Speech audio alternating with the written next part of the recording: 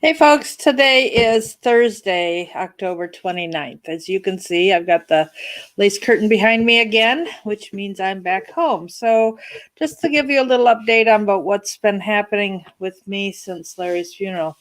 I was invited for a couple days to stay with some of folks who listen, they don't very often come in the chat, but they share the show a lot on Facebook, and a really wonderful man and his wife.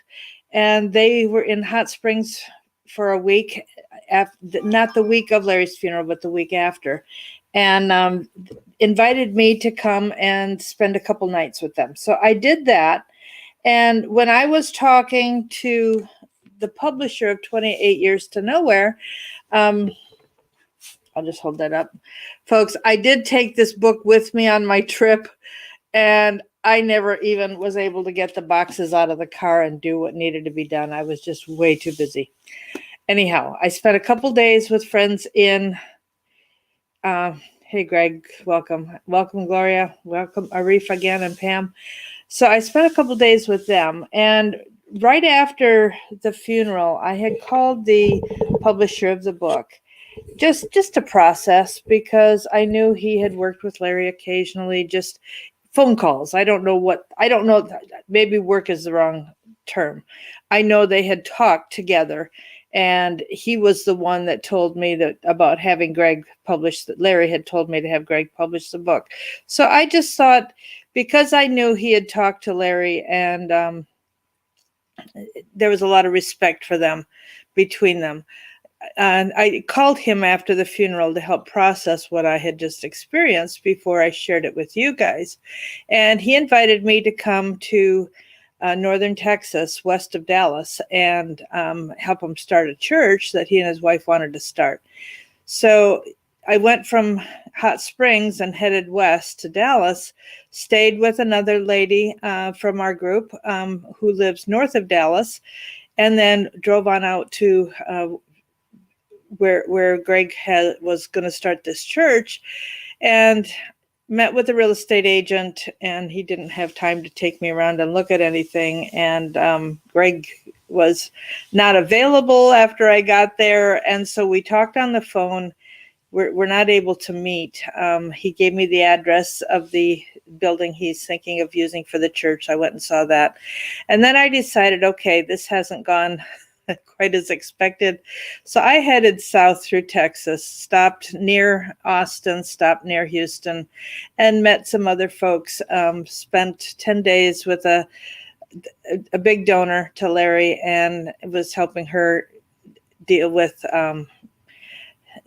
some issues with her mother's death, and getting her own house ready to go on the market, and spending some time together, getting to know somebody I had talked to nearly every day for a couple years now. And it's been wonderful to have the chance to meet people that I know from the chat, from people who donated to Larry and I've spoken with frequently, and to be able to meet them. And then I went down near Houston and spent a couple days with Sharon and her husband and close friend, and we had some wonderful times of prayer together. And then I headed over to Louisiana and met Teresa, who used to be on the conference calls, the prayer calls, quite often. She hasn't been here in the chat as much. She's doing a lot of artwork, and we just really had fun driving around town, seeing signs that she had painted. Anyhow, a lot of seeing her artwork that she had in her studio and so on, enjoying her garden. And then I came home. With the hurricane coming, I decided I better beat it home quickly. So got home last night and have kind of crashed since then. Have most things put away, but not everything. Anyhow, I have a treat for you guys. I was promising to do this, and I was asked not to put it on the website, but I am going to hold it up to the camera and let you guys see. Let's see if I can get this up here and hold it steady. There we go. That is the bouquet of flowers that we gave to the funeral for Larry. As you can see, I gave them an American flag. The picture of George Washington on kind of behind the blue flowers there is actually on the front cover of the Constitution, and that was something that one of our team here had sent me a few years ago. So that was just, both of those things were something that came from our group.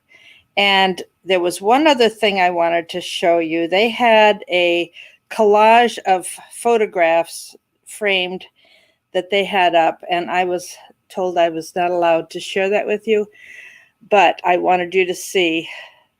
This was Larry as the football star. One of the guys who wrote on the funeral home website, wrote about Larry, said that he was fearless on the football field, that the year they graduated from high school, he was voted the most admired, I think it was. And I had told you that before. Anyhow, Larry was the state champ in the 880. So he told me that he just loved hitting people. And when he, as going to tackle, he just loved that. And anyhow, I thought you guys would get a kick out of that. And I just, as I talked to people during the trip, and then I met somebody else when I was down near Austin. Somebody else met us and at dinner. And so I got to meet quite a few folks that live in Texas from our team. And I realized on my way home, one person that I hadn't talked to in quite a while who lives in or near Austin that I missed. And Julie, if you ever pick up here and listen, I'm sorry. I realized that too late to go back. It was when I was heading home from Louisiana that I realized, was there anybody else that I should have seen? And I'm so sorry. We hadn't talked in a long time and hadn't seen your name here. And so I didn't make the effort to see her, and I regret that.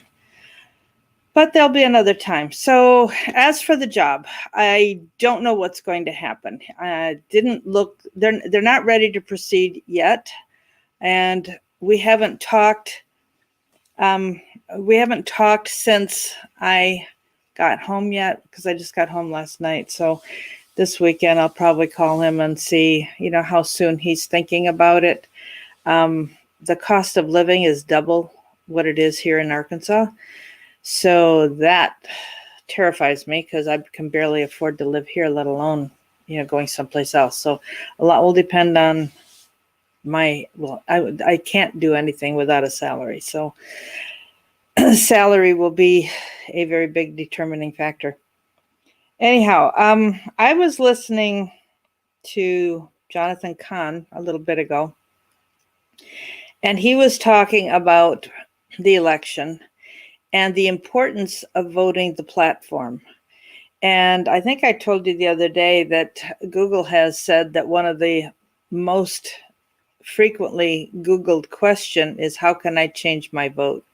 So people who had voted early for Biden saw what's going on, or see what's going on, and they want to change their vote. And I don't know if it's too late. I don't know what the answer to that is. But there are times in life where we make decisions that have big consequences. As Larry said, on September 25th, the last day he was with us, he was talking about getting right with God and how important that was. That's a decision that has eternal consequences. Eternal consequences. And there's so much written in the Bible about, doing what's right. I'd suggest you read Ezekiel 33, starting from verse 12 on. I'm not going to read that today, but Ezekiel 33, starting at verse 12, it talks about a righteous man who makes mistakes or sins, and, what's going to happen, and a sinful man who, turns to the Lord and changes his ways, and what happens to them. And it's really important that we be paying attention to what God says and know what God says. It's really, really important. And the choices we make very often have eternal consequences for us that we sometimes don't even realize. Anyhow, Jonathan Cahn was talking about voting the issues, voting the platform, and how black and white our decision is this time. We really have a choice between good and evil. I wonder if I can change this so I don't have all this light glare on my glasses. That helps a little. Are we going to vote for religious freedom so that we have the right to assemble in church, that we will still have Christian schools, that we will be allowed to homeschool? Or are we going to vote for the party that wants to eliminate religion, freedom of religion, freedom to worship God as you want, and want us to be atheist or even satanic?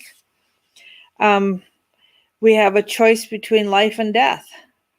We have the most pro-life president I think we've had in centuries. Or are we going to vote for the party that supports death with no restrictions on and no restraints on abortion whatsoever?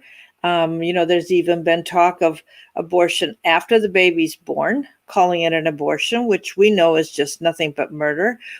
I have seen in the last 2 weeks pictures of multiple babies born at 10 and 11 weeks. I think one did not make it and one did. One actually has grown up and survived the NICU and got to go home and is thriving. So if that can happen at 10 and 11 weeks, I mean, a woman barely realizes she's pregnant at that point. And they had a picture of this baby in the mother's hand, and this baby was fully formed, had eyes, had ears, had nose, had mouth, heart was beating, had fingers and toes. I know it's just, little things for fingers, not fully stretched out and grown, but by 10, 11 weeks, they are fully developed. And then parental rights, what we are allowed to do with and for our children, the decisions we're allowed to make. Or are we going to be forced that the government gets to decide what happens to our children and we have no say in it, whether it be education, vaccines, faith, being able to pass on our faith? And then don't forget, the whole issue of biblical morality in having to do with all kinds of moral issues as well, sexuality included, versus the radical agenda that is very against God. So be careful how you vote. On Tuesday, November 3rd, the election day, for those of us, I haven't voted early either because I just got home. Jonathan Cahn asked us to have another day of prayer and fasting on November 3rd, next Tuesday. And let's be praying for God's will to be done. And then after the election, we can't stop praying. We prayed very hard for the 2016 election. And it just after 9/11, when people raced back to church, and 3 weeks later, the churches were had lost all their extra people. We can't be doing this, folks. We can't do this anymore. We are right on the precipice between God's blessing and God's judgment. Like Deuteronomy 30, verse 19, I set before you life and death, blessing and cursing. Therefore, choose life that you may live and be prosperous. Oh, Sally, thank you for letting us know. Some states you can change your vote. That's good to know. I didn't realize that. I saw something that the Satanists are trying to promote murder by saying that they are, for example, with abortion and human sacrifice, maybe even. They claim it is a protected religious right because it's a ritual, and they want to be given permission here in Arkansas to do this and don't want any restrictions on what they're doing. So they're using the religious freedom platform to try and force their will on the people. If we don't vote, God will hold us accountable for what happens, for what you didn't stop. Remember, there are sins of commission, where you commit a sin, and sins of omission. If you fail to vote and we get something bad going on, God will hold you responsible for that. Please be aware. God will hold you responsible. And here's some of the proof of that. It's in the beginning of Exodus 33. The word of the Lord came to me, Ezekiel, Son of man, speak to your countrymen and say to them, when I bring the sword against a land, and the people of the land choose one of their men and make him their watchman, and he sees the sword coming against the land and blows the trumpet to warn the people, then if anyone hears the trumpet because they were warned and takes warning, the sword comes and takes his life, his blood will be all on his own head. Since he heard the sound of trumpet but did not take warning, his blood will be on his own head. But if he had taken warning, he would have saved himself. But if the watchman sees the sword coming and does not blow the trumpet to warn the people, and the sword comes and takes the life of one of them, that man will be taken away because of his sin, but I will hold the watchman accountable for his blood. Son of man, I have made you a watchman for the house of Israel. Well, that was Ezekiel with Israel, but God is also making us watchmen. We are responsible for what we know and sharing and warning others. So hear the word I speak and give them warning from me. When I say to the wicked, O wicked man, you will surely die, and don't speak to dissuade him from his ways, that wicked man will die for his sin. I will hold you accountable for his blood. But if you do warn the wicked man to turn from his ways, and he doesn't, he will die for his sin, but you will have saved yourself. Say to the house of Israel, this is what you are saying. Our offenses and sins weigh us down, and we're wasting away because of them. How can we live? Say to them, as surely as I live, declares the sovereign Lord, God takes no pleasure in the death of the wicked. Now remember, we've talked a lot